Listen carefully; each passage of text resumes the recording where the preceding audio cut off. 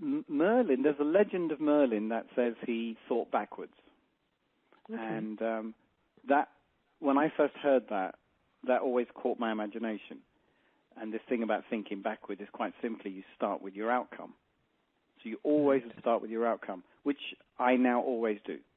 And it seems like a simple thing. However, the number of people I would work with or just simply chat to who don't actually want to know what they're going to get and use that as a starting point always fascinates me. I would always just go to the end point and then work backwards as opposed to working towards something. Working towards something just seems like more hard work to me in my mind.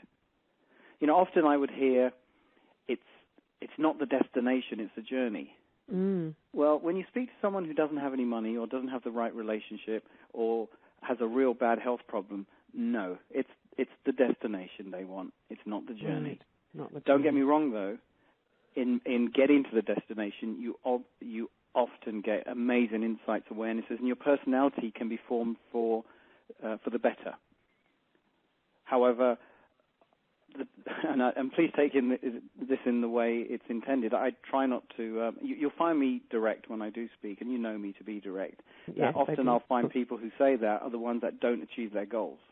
Right.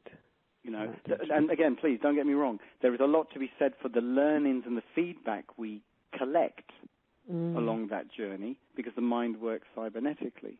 So that was the whole thing with Merlin. I was captivated by this thinking backwards. And what it was, I was beginning to form this process that I would take my clients through, and I didn't have a name for it.